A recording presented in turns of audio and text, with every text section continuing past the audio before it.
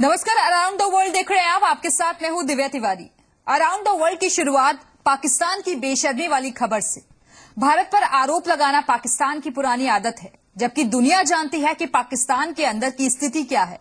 साल 2014 में पेशावर के आर्मी स्कूल पर हुए आतंकी हमले में 132 बच्चे मारे गए थे, जिसकी जिम्मेदारी पाकिस्तान में ही पलने वाले आतंकी संगठन तहरीक तालिबान ने ली थी। लेकिन अब पाकिस्तान इस हमले से जुड़ा एक डोजियर यानी एक रिपोर्ट भारत को सौंपने की तैयारी कर रहा है और ये आरोप लगा रहा है कि हमले के पीछे भारत का हाथ था।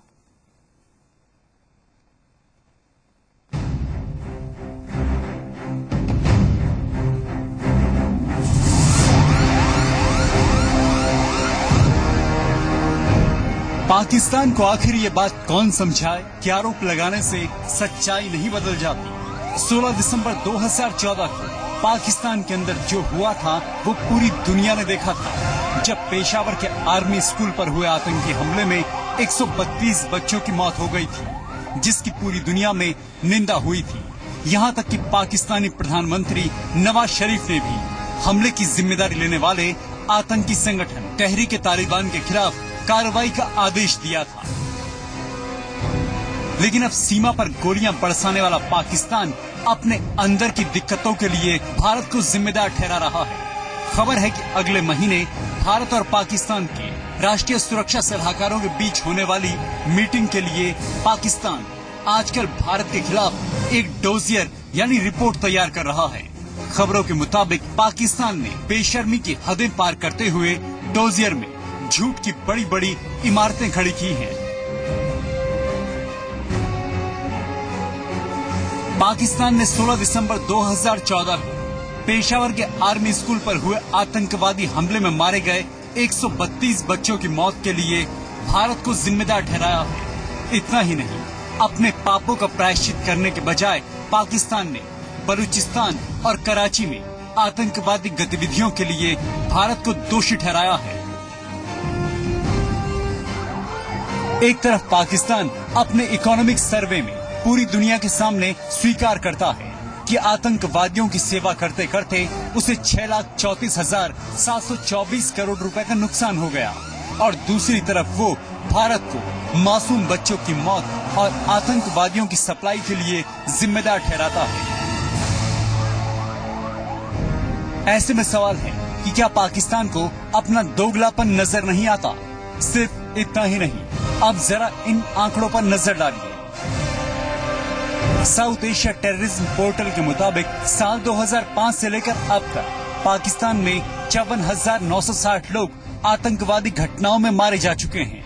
आंकड़ों के मुताबिक बीते एक दशक में पाकिस्तान में आतंकवादी हमलों में मारे गए लोगों की संख्या में 748% का इजाफा हुआ है। 2015 के ग्लोबल पीस इंडेक्स ने 162 अशांत देशों की एक लिस्ट जारी की थी, जिसमें पाकिस्तान को 154वां नंबर दिया गया था। इसके अलावा पाकिस्तान 35 आतंकवादी संगठनों का घर भी है। ये आंकड़े बताने के लिए काफी हैं कि अपने घर में 6,34,724 करोड़ का सांप पालकर पाकिस्तान दूसरे देशों को तो तकलीफ दे ही रहा है, साथ ही अपना भी बेड़ा गर्क कर रहा है। ऐसे में पाकिस्तान को कोई हक नहीं बनता कि अपनी समस्याओं के लिए वो भारत को जिम्मेदार ठहराए। ब्यूरो रिपोर्ट, जी मीडिया।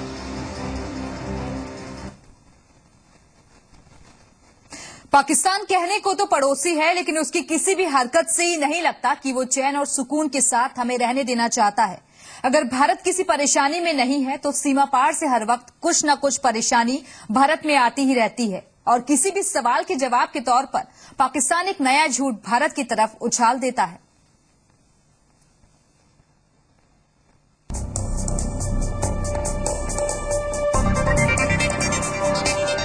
किसी भी देश की उन्नति और खुशहाली के पीछे पड़ोसी देशों की बड़ी भूमिका होती है। अगर पड़ोस के देशों से रिश्ते अच्छे हैं तो देश में शांति और बरकत आती है, लेकिन अगर पड़ोसी पाकिस्तान जैसा हो तो हर वक्त गोले बारूदों की महक सीमा से उठती ही रहती है। हालांकि पाकिस्तान की भौगोलिक स्थिति उसे इतना अहम बना देती है कि उसे नजरअंदाज भी नहीं किया जा सकता। लेकिन जब भी शांति और अमन की बातें होती है, पाकिस्तान का एक जवाब होता है, झूठ हर बार वही घिसे पिटे झूठे जुमले। ड्रोन गिराने के मामले में झूठ। ताजा मामला सीमा पर गिराए गए ड्रोन का है, जिसे पाकिस्तान ने भारत का भेजा हुआ ड्रोन बता दिया और ये भी आरोप लगाया कि इससे भारत सीमा पर जासूसी कर रहा था। लेकिन पाकिस्तान की पोल तब खुल गई जब ड्रोन चाइनीज निकला और भारत ने ये बता दिया कि पहले भी ड्रोन से पाकिस्तान की भारतीय सीमा में होने वाली निगरानी देखी जा चुकी है। मुंबई हमले के सबूतों को लेकर झूठ। 26/11 को हुए मुंबई हमले का जख्म भारत कभी नहीं भूल सकता, लेकिन उसकी टीस तब और बढ़ जाती है जब पड़ोसी देश में सैकड़ों लोगों के हत्यारे खुलेआम घूमते हैं। भारत ने पाकिस्तान को इस घिनौनी साजिश को लेकर तमाम सबूत सौंप रखे हैं, लेकिन पाकिस्तान आज तक इन्हें नाकाफी ही मानता है। हाफिज सईद और लखवी को लेकर झूठ। मुंबई हमलों का मास्टरमाइंड हाफिज सईद और एग्जीक्यूटर जकीउर रहमान लखवी पाकिस्तान में ऐश काट रहे हैं। पाक सरकार को कई बार लखवी और हाफिज को लेकर सबूत दिए जाते हैं, लेकिन पाकिस्तान कोई न कोई पेंच फंसाकर लखवी को जमानत पर रिहा कर देता है और हाफिज सईद को भारत के खिलाफ रैलियां करने और जहर उगलने की इजाजत देता है। आतंकवाद के मामले पर झूठ। आए दिन सीमा पर होने वाले युद्ध विराम उल्लंघन और गोलीबारी का सच क्या है वो भारत भी जानता है और पाकिस्तान भी।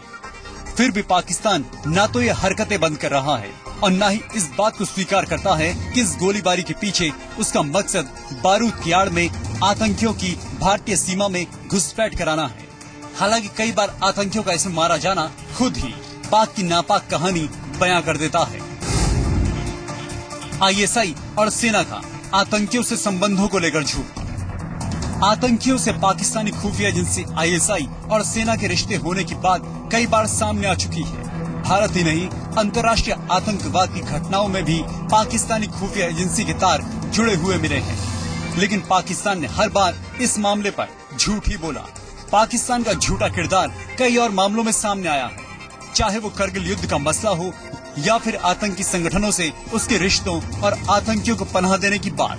हर बार पाक झूठ कहता है और दुनिया सुनती है, इस डर से कि कहीं एकमात्र जमहूरियत वाला इस्लामिक देश आतंकियों के चंगुल में न चला जाए। ब्यूरो रिपोर्ट, जी मीडिया।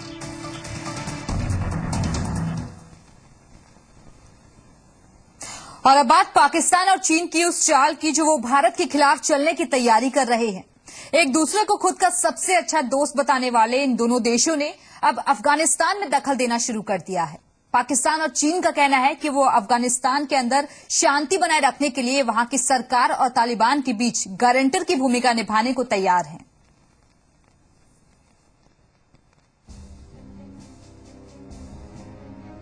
चीन और पाकिस्तान को लगता है कि वो अफगानिस्तान के सबसे बेहतर दोस्त साबित हो सकते हैं और अफगानिस्तान के अंदर की समस्या को सुलझाने में दोनों का अहम रोल हो सकता है। लेकिन पाकिस्तान और चीन का चरित्र दुनिया जानती है। दोनों की बातों पर यकीन करना बेहद मुश्किल है, क्योंकि वक्त पड़ने पर पाकिस्तान और चीन किसी को भी धोखा दे सकते हैं और भारत से बेहतर भला इस बात को कौन समझ सकता है, क्योंकि भारत के खिलाफ चाल चलना पाकिस्तान और चीन की पुरानी आदत है।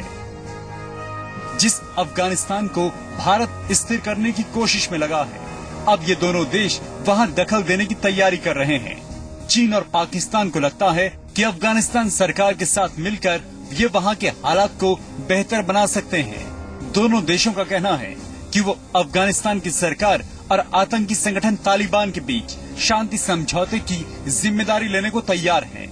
रिपोर्ट्स के मुताबिक चीन और पाकिस्तान मानते हैं कि वो दोनों पक्षों के बीच गलतफहमियां दूर कर सकते हैं। 7 जून को अफगानिस्तान सरकार और तालिबान के बीच शांति वार्ता पाकिस्तान में ही हुई थी, जिसमें चीन के प्रतिनिधि भी शामिल थे और अब माना जा रहा है कि जल्द ही दूसरे दौर की बातचीत हो सकती है। हालांकि इसकी तारीख और जगह फिलहाल तय नहीं है, लेकिन सवाल है कि आखिर क्यों चीन और पाकिस्तान अफगानिस्तान की शांति वार्ता को लेकर इतनी दिलचस्पी दिखा रहे हैं। तो इसकी कुछ पुख्ता वजहें हैं। वजह नंबर 1, चीन और पाकिस्तान अफगानिस्तान में भारत का दखल नहीं चाहते, क्योंकि भारत अफगानिस्तान के विकास में अहम रोल निभा रहा है। वजह नंबर 2, पाकिस्तानी खुफिया एजेंसी ISI अफगानिस्तान के अंदर एंट्री पाना चाहती है ताकि वहां पाकिस्तान का दखल बढ़े। वजह नंबर 3, अमेरिकी सेनाओं की वापसी के बाद चीन अफगानिस्तान में पैठ जमाना चाहता है। वजह नंबर 4, अफगानिस्तान के रास्ते चीन मध्य पूर्व के देशों में एंट्री का रास्ता खोलना चाहता है। यानी दोनों की कोशिश अफगानिस्तान में भारत की भूमिका को कम करके खुद का दखल बढ़ाने की है। पाकिस्तान अपने दम पर ऐसा करने की हिम्मत नहीं रखता, इसलिए उसने इस खेल में चीन को साथ लिया है और चीन की चालाकियां दुनिया जानती है। यही वजह है कि दोनों देश अफगानिस्तान में शांति वार्ता और समझौते की जिम्मेदारी लेने को तैयार हैं। ब्यूरो रिपोर्ट, जी मीडिया।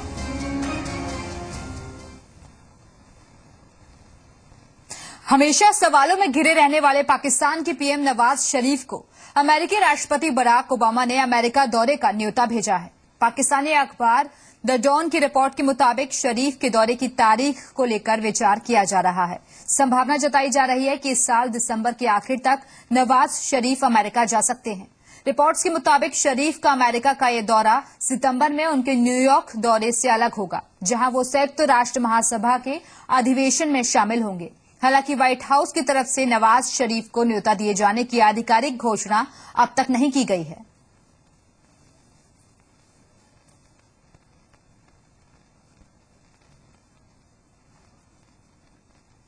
और अब बात इस्लामिक स्टेट से जूझ रहे एक शहर की, जहां का हर नागरिक एक बहादुर सैनिक बनकर इस आतंकी संगठन से पिछले 1.5 साल से लड़ रहा है। अब तक ये दानव उनके सामने नाकाम रहा था, लेकिन अब इस शहर में ये हालात आ चुके हैं कि भूखे पेट लोग आतंकी संगठन को अपनी जमीन तक न पहुंचने देने के लिए संघर्ष कर रहे हैं। लेकिन ये शैतान उनकी भूख का फायदा उठाने के लिए तैयार है।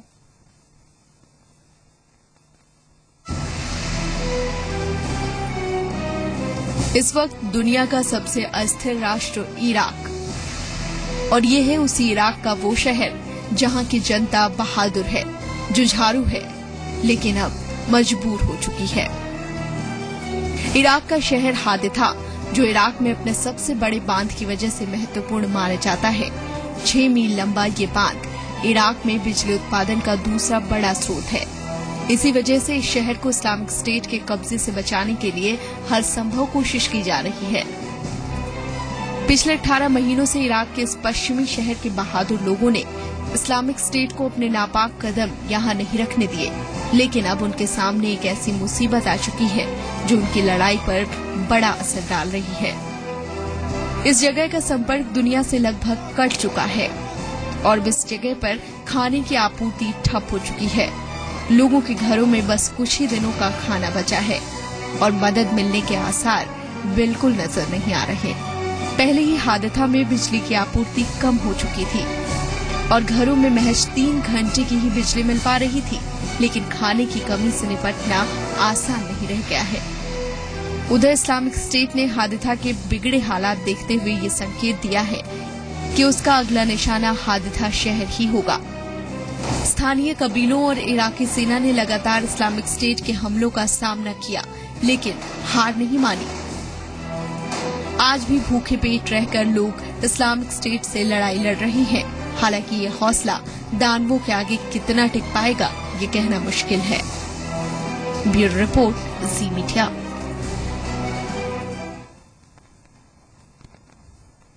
ISIS के मुखिया अबू बकर अल बगदादी ने अपने लड़ाकों को हिंसक वीडियो और तस्वीरें जारी नहीं करने का आदेश दिया है। इसके बावजूद भी ISIS की तरफ से लगातार हत्या और क्रूर तरीके से सजा देने की तस्वीरें जारी की जा रही हैं। ISIS की तरफ से जारी की गई इन तस्वीरों में आतंकी 2 बंधकों के साथ हाथ काटते नजर आ रहे हैं। ये तस्वीरें कहां की हैं, फिलहाल इसकी कोई जानकारी नहीं है, लेकिन माना जा रहा है कि ये सीरिया में ISIS के गढ़ रक्का की हो सकती है। बगदादी इस तरह की तस्वीरें जारी करने पर बैन लगा चुका है। बगदादी का मानना है कि हिंसक वीडियोस और तस्वीरों से बच्चे डर सकते हैं।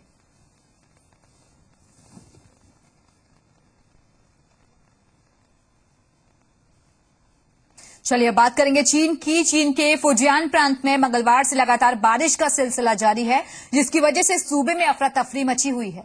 बारिश के चलते बाढ़ की स्थिति बन गई है और अब तक 1,20,000 लोगों को खतरे वाले इलाकों से बाहर सुरक्षित जगहों पर भेजा जा चुका है।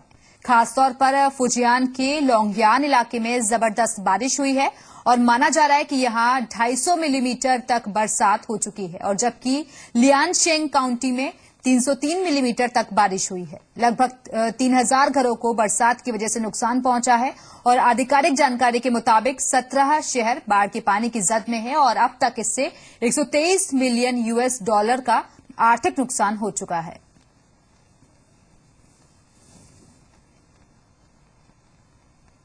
तो चीन में जहां बारिश कहर ढा रही है तो वहीं अमेरिका में कैलिफोर्निया के जंगल धधक रहे हैं। जंगल में लगी आग को 2 हफ्ते से ज्यादा वक्त बीत चुका है, लेकिन अब भी 300 फायर फाइटर्स आग पर काबू पाने के लिए जुटे हुए हैं। आग नापा काउंटी की तरफ तेजी से बढ़ रही है और स्थानीय रिपोर्ट्स के मुताबिक अब तक 1000 एकड़ के इलाके को आग बर्बाद कर चुकी है, जबकि नजदीक के हाईवे पर भी आग के चलते तमाम गाड़ियों को नुकसान पहुंच चुका है।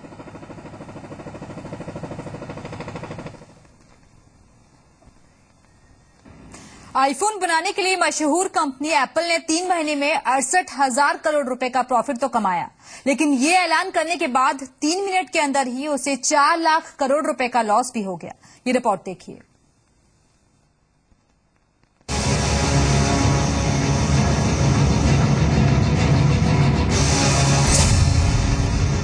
तीन महीने में 68,000 करोड़ का प्रॉफिट,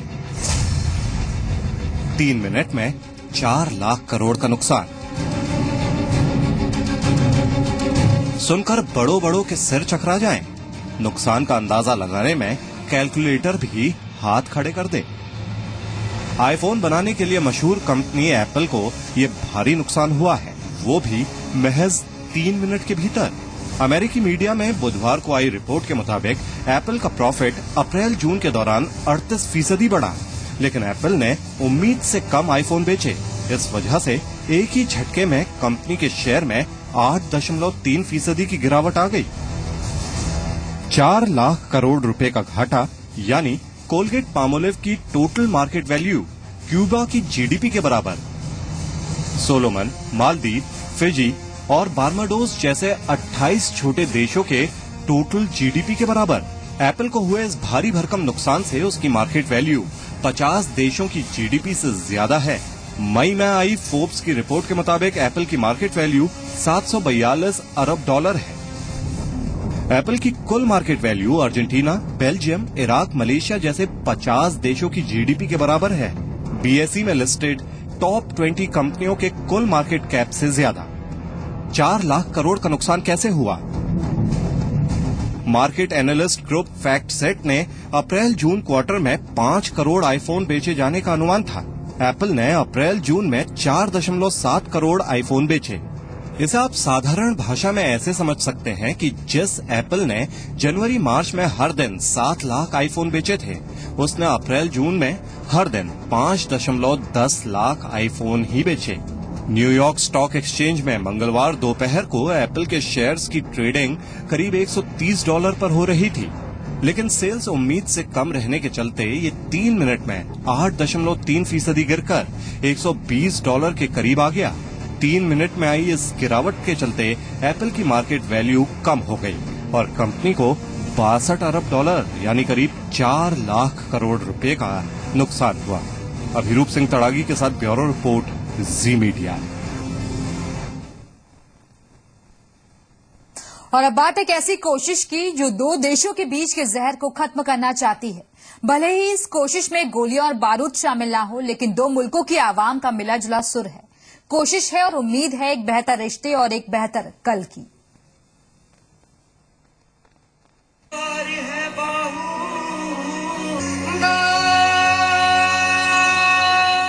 एक तरफ भारत और पाकिस्तान की सरहदें संगीनों के साए में हैं, तो दूसरी तरफ दोनों मुल्कों की आवाम के दिलों में सांस्कृतिक पसंद नापसंद एक जैसी ही है। और इसी संस्कृति के बल पर दोनों देशों के रिश्तों को सुधारने और शांति और अमन लाने के लिए भारत के उत्तरी पंजाब में एक कॉन्सर्ट आयोजित किया गया,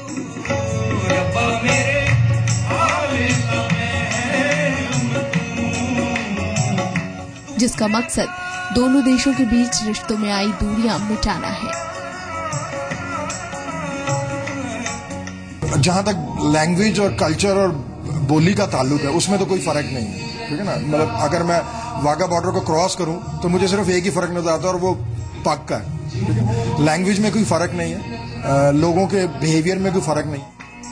इंडो पाक music concert for piece and harmony के जरिए दोनों देशों के कलाकार भाषा और देश से ऊपर प्यार और मोहब्बत की सुरलहरियां छेड़ना चाहते हैं, ताकि दोनों देशों के बीच पिछले वक्त में जो तल्खी का माहौल बना हुआ है उससे सांस्कृतिक रिश्ते प्रभावित न हो। इसके लिए दोनों देशों के कलाकार इस तरह के कॉन्सर्ट कर रहे हैं।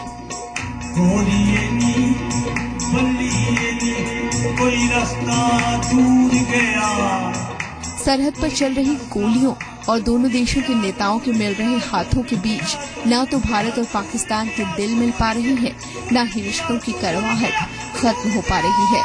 लेकिन दोनों देशों के अवाम के सांस्कृतिक पसंद नापसंद एक जैसी ही रही है, फिर चाहे वो गुलाम अली की गजलें हो, नुसरत फतेह अली खान की कव्वालियां या फिर सिनेमा। दोनों मुल्कों के अवाम में कोई फर्क नजर ही नहीं आता। Bureau report, C media.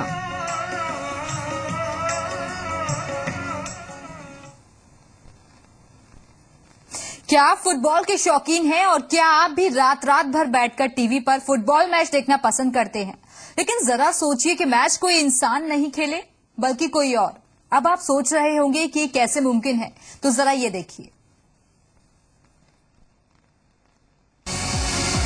Neymar, Beckham या मेसी, इन सभी को किसी इंट्रोडक्शन की जरूरत नहीं है, क्योंकि ये है फुटबॉल के महारथी। ये सभी जब मैदान में होते हैं तो बस ऑडियंस की तालियों और चीयरिंग की आवाजें गूंजती हैं। अब जहां का नजारा हम आपको दिखाने जा रहे हैं उसमें भी कुछ ऐसा ही माहौल है। ऑडियंस बहुत एक्साइटेड है, चीयर कर रही है, मानो जैसे कोई स्टार प्लेयर मैदान में हो। पर जरा देखिए तो सही कि मैदान में आखिर है कौन? जी हाँ, ये है फुटबॉल प्लेयर रोबोट्स। ये नजारा है चीन के अनहुई प्रोविंस का, जहां चल रहा है रोबो कप्स गेम्स चैंपियनशिप, जिसमें हिस्सा लेते हैं रोबोट्स, यानी पूरी की पूरी टीम है रोबोट्स की। आपको बता दें कि ये 19वीं रोबो कप गेम्स चैंपियनशिप है। इसमें कई देशों की रोबो टीम्स ने हिस्सा लिया। सभी को एक जैसे रोबोट्स दिए गए थे, बस हर टीम को उसे अपनी स्ट्रैटेजी और गेम प्लान के हिसाब से प्रोग्राम करना था। फिर क्या था, शुरू हुआ गेमिंग का सिलसिला। देखिए कैसे किसी प्रोफेशनल प्लेयर की तरह ही ये सभी फुटबॉल खेल रहे हैं। कोई गोल करने की फिराक में है तो कोई गोल रोकने की। एक दो रोबोट्स तो बकायदा बॉल को लेने के चक्कर में गिर भी पड़े, मानो जैसे कह रहे हो फुटबॉल शुटबॉल हाय रब्बा। सभी को टक्कर देते हुए इस चैंपियनशिप की विजेता रही ऑस्ट्रेलियन टीम। ब्यूरो रिपोर्ट, जी मीडिया।